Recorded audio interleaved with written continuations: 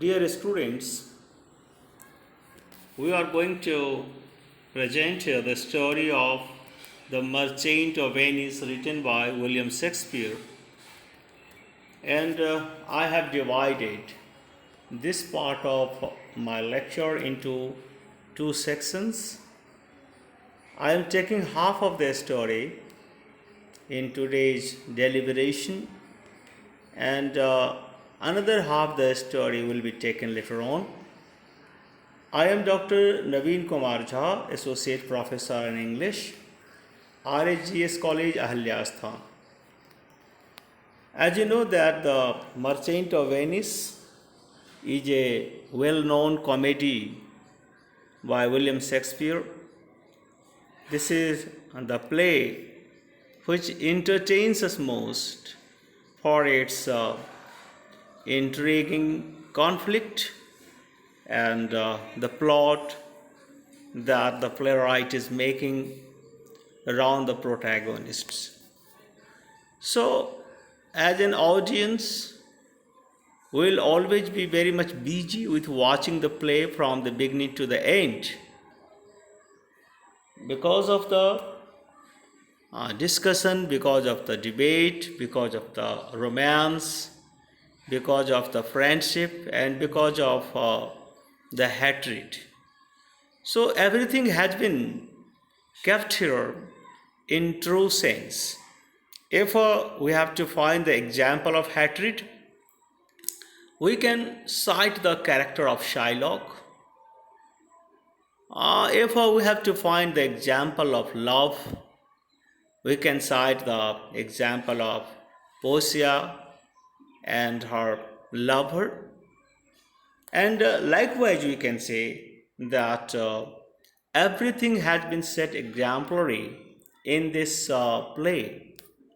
It is in this sense we can say that this play has been just well acclaimed, and everybody loves reading, whether he belongs to the study of English literature or not. Because every person is interested to know the thought process, the conflict process that William Shakespeare has used in the formation of this particular play. Now we start the story, and you find that in the beginning of the story that there is a character named Bassanio who is in utter need of money. He is in need of money because he wants to get married to Portia, and he does not have much money to manage for his love affair. And especially the condition that is very much surrounded, and we find that he is actually surrounded with the condition that he needs money. So Antonio is the friend of Bassanio, who is a wealthy merchant of Venice, and we can also call him a Venetian merchant. He is a merchant, but he is a true friend also. So without hesitation, his friend Bassanio comes to him, and Bassanio, a young Venetian of noble rank, comes to him because of the need of money to court Portia or Belmont. And we can say that it is the matter of trust, which is the first condition of maintaining friendship. So Bassanio had much trust in his friend Antonio that he would manage for money that he needs. Now we know that Portia is a wealthy heiress in the city of Belmont, and they are in love, Portia and Bassanio's. And so Bassanio asked for a loan to his friend to travel to Portia's estate. It is what the essential need to be fulfilled is by Bassanio that he want to take part into the court to win the hand of Portia. But despite the fact that Antonio is a wealthy merchant, he is unable to make the loan personally this time. The reason is very much clear. The first reason is that Antonio has invested his money in a number of trade ships which are at sea to Tripolis, the Indies, Mexico, and England. So, Antonio, being the wealthy merchant, is not in the position to personally help Antonio and to fulfill the demand of money that he is making before him. But it doesn't mean that he is going to make only excuse of the reason that we have discussed, that he has invested all money so he cannot help. But this is not the actual function of a true friend. A friend is a friend who is actually a friend in need. So the friendship is tested in the need. And so this test is very much a kind of acid test for Antonio. And Antonio tries to uh, meet the demand of loan that Bassanio has put before him, despite the fact he does not have any money. So then what is the way out? So Antonio suggests this is what the way out is. The suggestion is coming from Antonio to take the loan from the city's money lenders, Shylock, and Antonio would be the loan's guarantor. It is what the solution to the problem is in the mind of Antonio. Now later on will be clear that this suggestion to realize it not an easy one.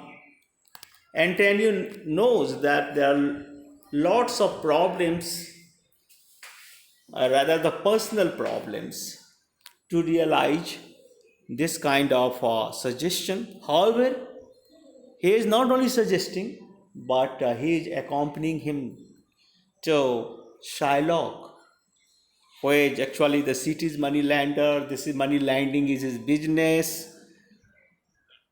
And we can say that there is a very bitter rivalry. As a matter of fact, there is no rivalry between Shylock and Antonio.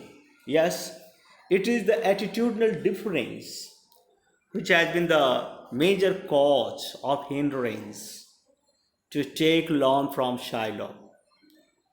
So there is a term and condition put forward by Shylock before he is advancing his loan.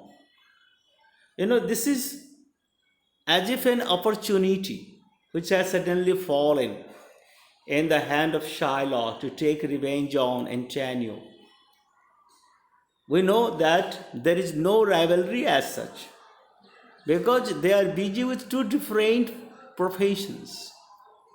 Antonio is actually not in the profession of money lending. He is investing his money on ship. On the other hand, Shylock is a professional money lender. So, despite the two different wings of business, there is a kind of internal hatred. Hatred will be clear just now, and so both the friends approached a Jewish money lender, Shylock, for loan. So we know that the friends, Antonio and Bassanio, belong to Christianity, while Shylock belongs to just Judaism. And we can say that there has been a little bit psychological and mental conflict between two groups in the society also. And there is certain kind of question of liking and disliking between two groups in England also. That is very much reflected on the term and condition put forward by Shylock. But there is an impersonal, just what you can call dislike also, that Shylock has to show this time. The dislike is all because of the fact that Antonio berated Shylock. It is just like dishonoring Shylock, and it is much more insulting approach that Shylock has for Antonio and Antonio has for Shylock.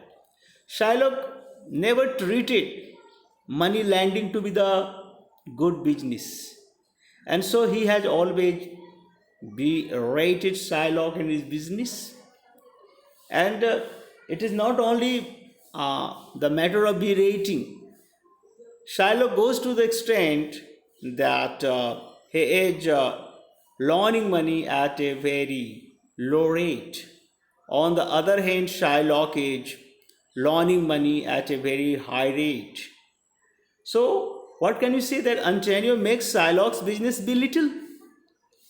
Although he is not actually interested in his business of money lending, but if just you are giving loan to somebody on the very low rate, or just there is interest free loan, we can say it will be much more just bad effect on the business.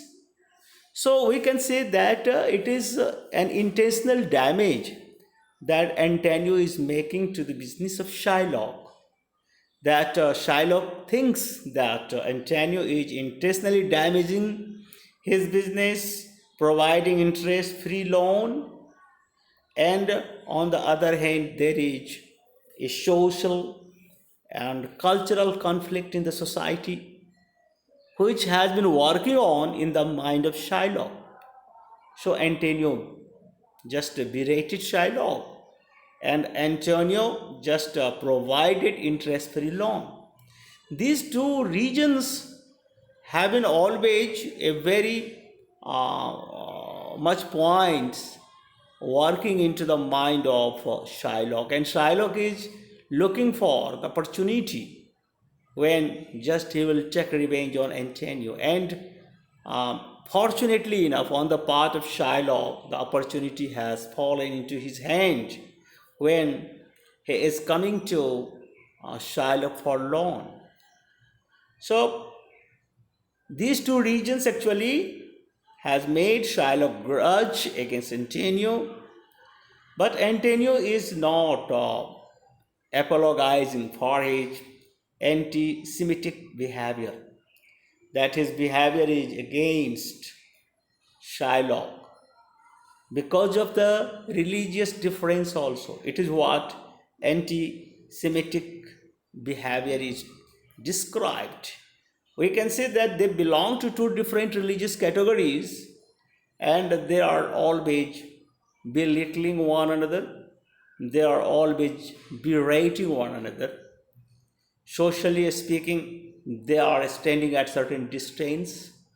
And so this is all very much burning into the mind of Shylock. So here Shylock is putting term and condition. Shylock agrees to offer lend Bassanio 3,000 ducats with no interest. He thinks that there will be no interest when he is granting loan of 3,000 ducats to Bassanio. But there is a term, there is a condition. If the loan goes unpaid, Shylock will be entitled to a pound of Antonio's own flesh. How difficult term is to agree. Generally, the people are not going to accept this term for the loan, because here we can say that everything is okay, that Antonio is a successful merchant, and he is sure of returning his ship also. Okay, all like, but in case that happens actually into the later part of the story, that his ship does not return within time, then the condition will be very much fatal, and this condition will take the life of Antonio also. So just we should be sure, no doubt, in profession it is always good to be sure of his success, of one's success, as Antonio is here this time too. But we should not be oversure. The playwright seems to be of the opinion that a mischance may befall. There is always just a kind of unfortunate situation to emerge when we are in business, in profession. We don't know, from what corner, situation is coming to hamper our business. So there is a cautious approach needed to make this kind of just a finality of agreement. But what condition? The loan must be repaid in 3 months, or Shylock will exact a pound of flesh from Antonio is a very difficult for the common people to accept. But Antonio agrees. It shows the intensity of his friendship for Bassanio, that it is a true friendship in the sense that he knows that Bassanio is in utter need of money for his love, otherwise he will not be successful to win the hand of Portia.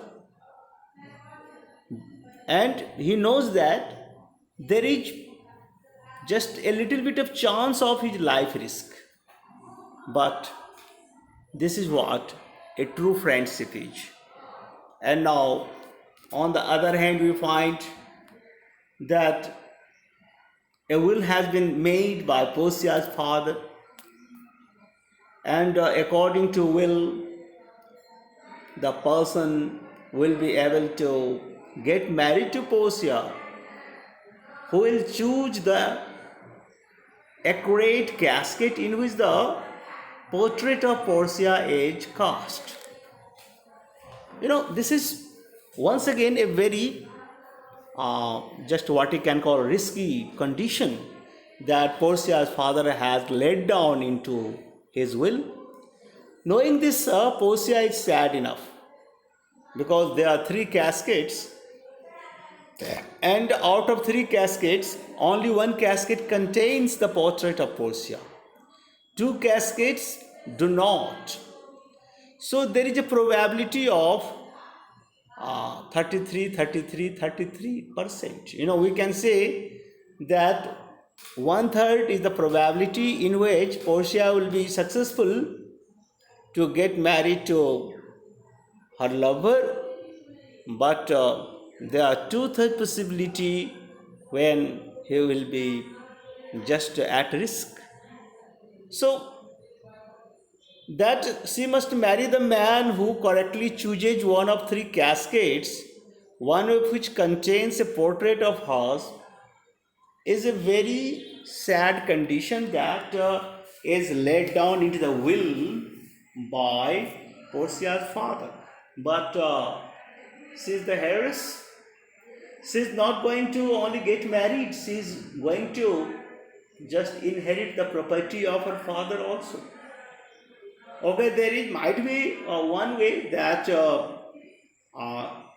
she would have decided to get married to Bassanio, forfeiting the just property that is very much there to be inherited. But she also is interested to inherit property, and for that she has to fulfill the term and condition engraved into that will of her father. So she is sad. Actually, she wants to get married to Bassanio, but the condition of marriage is directly related not only to her choice of Bassanio, but also her just will to inherit money. So Shylock's, and on the other hand, we find that Shylock's daughter Jessica plans to elope with Antonio's friend Lorenzo. And so she does by dressing as his space. It has been also the reason of making Shylock infuriate against a Christian. Actually, he does not want his daughter Jessica to get married to Lorenzo, who is a Christian. Once again, there is a religious and racial device in the story that we find. But Bassanio and his friend Gratiano are bound for Belmont because the agreement had been made with Shylock, and so Bassanio has now no problem to just to go for Belmont, where Bassanio is to win Portia's hand. Now here we find there is a prince of Morocco and there is a prince of Aragon. They are also in the just race to win the hand of Portia. So one by one they are coming and choosing the casket. There are 3 caskets put there, and let us see in which casket is the portrait of Portia. So here in Belmont, the Prince of Morocco studies the inscriptions on 3 caskets and chooses the gold one. So because gold is the most precious thing of the world. Everybody is fond of gold. Not only that, the inscription is also very much just enchanting, interpreting its slogan, "Who chooses me shall gain what many men desire." Yes, definitely. Everybody is desirous of having gold, no doubt. But he is mistaken. He thinks that everybody desires Portia. And so the casket of gold must be referring to the portrait of Portia there. As gold is desirous for each and every person, so he has compared Portia with gold. Here it is all on the just worldly reasoning he has chosen that gold casket. But he has not gone to the very much invaluable friendship. That friendship is above gold. Friendship is more precious than gold, we can see. So it is the incorrect choice. His analysis is really based upon the worldly desire of the people, that everybody desires to have gold because it is really the desirous one. And Prince of Morocco has made all guess on the basis of the inscription that is very much engraved there, but he is a failure. Now it is the term of Prince of Aragon, and he picks the silver one, which proclaims, "Who chose me shall get as much as he deserves." Yes, this is also a good slogan that has been proclaimed there. Yes, so he thinks he deserves to win the hand of Portia. So definitely that casket contains the portrait of Portia.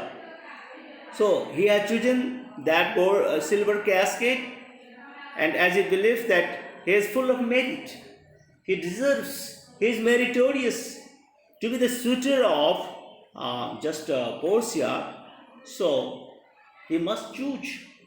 He is making that kind of reasoning, but unfortunately it is also an incorrect reasoning. So here in love there is no need of precious thing like gold. There is no need of being meritorious. Here merit does not count here. Now, just a valuable thing like gold does not count. Here, what counts is pure love, devoted love. Just we can see there are so many examples of a successful love story where there is no gold, there is no silver, there is no merit. Even we can say from the worldly point of view, foolish people know how to keep on their love. But a wealthy person is always thinking about gold and silver. So they do not give merit to the love. Love is actually not material, it is something spiritual. It is above the consideration of the common people. It is why the Prince of Morocco and Prince of Aragon are not successful. Now, here it is the turn of Bassanio's, and he is immediately picking up the correct casket, which is of uh, late, and we find that here in the casket of late, just the portrait of Portia is engraved. So he and Portia rejoices. Really, it is the thing that they desire to have. Bassanio is also willing to get married to Portia because he is in love with Portia and he knows that he brings lots of property with her also. And on account of Portia, we should also say that she is also happy that she had been successful in getting married to a correct choice, and she has been successful in inheriting the property also. So Bretigno confesses that he has also fallen in love with Nerissa, and the couple decide on double wedding. So they are just trying to celebrate wedding, but here you find that it is the first step where love is to be realized. So Portia gives Bassanio a ring as a token of love. Generally, it happens that we exchange uh, the token of love just in terms of a ring or something like that. So just Portia has done that very short of thing. Now here we find that when everything seems to be going well and the story was moving into the right direction, it was all full with comic so far. It was just entertaining. There was no tragedy as such that we can notice. All the pairs are just successful in winning their love. They are even ready to get married and so on. But there is a plot by which we can say that in Venice, Shylock rejoices. The moment that Shylock was waiting, that Antonius' ships are rumored to have been wrecked. This was really a very, very great opportunity on the part of Shylock to take a pound of flesh from Antonius. Now, this is as if the dream to have been realized from Shylock's point of view. So, this news is reaching to Portia also, to Bassanio also. The celebration is cut short by this news that he has forfeited his bond to Shylock. It really is stunning news. There cannot be any worse news than the news that just they have heard here in Belmont. Now, on the one hand, we can say that they are rejoicing their life because they have got their loves. On the other hand, the friend is in trouble.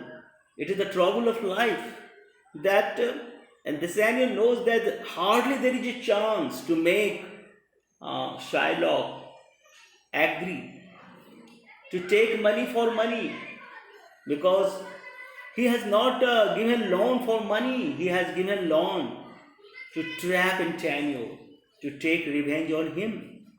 So Bassanio Gratanio immediately traveled to Venice to save Antonio's life. They live for Venice. Naturally, here once again you find that Bassanio is doing the abject role of friendship. He is, instead of getting married here at this juncture, is returning Venice to save the life of his friend. Now we can say that Portia tells Nerissa that they will go to Venice disguised as men. So they are disguised as male lord and his clerk, and Portia and Nerissa are also just going to Venice to save the life of Antonio. Now here it is a court scene that you can say that it is the climax of the play, and it is the court of Duke of Venice, and here arguments are made to make Shylock agree to another condition, but Shylock does not heed many pleas to spare Antonio's life. He is rigid in his approach to take life of Antonio because he has been facing lots of insults at the hand of Antonio, and really just an insulted man is as dangerous as just a what injured tiger. So this is unnatural on the part of Antonio in general condition to have this kind of a stand for Shylock. But okay, it has all been the matter of past. There is no other, and even at this time we find that Antonio is not going to apologize for his behavior that he has shown to Shylock. No, and so just Duke of Venice presides over the trial, and we can so pleas are made. Shylock is infuriated by the loss of daughter to take revenge on the Christians. So there are many factors just to adding fuel to the fire, burning in the mind of Shylock to take revenge on. And here Duke is also refusing to intervene. He is unable to nullify the contract, although he has all right, he has all power to do because he is Duke. But generally, he is also going to respect the contract, the agreement made. So we are making contract and agreement to respect it, to respect certain idea, is understand. If you are not and just respecting it, then there will be no benefit of making any agreement and making any contract, and so we cannot move on and we cannot solve any problem. Knowing all this kind of thing, Duke refuses. And now, when all are just tired of just their efforts to convince Shylock, to make him relent little bit, here there is an entry of visitor who identifies himself as a young male doctor of law. He has also a letter of recommendation to the Duke from the learned Lord Bellario. So, just we can find that this is the argument further made, but we can also say that the story is going to be very much into unaccepted way. We simply cannot believe that this could happen, that a very serene and very spiritual just talk is coming, and what we can call argument is coming from Portia, which makes the situation change. So this portion will be discussed tomorrow. Thank you.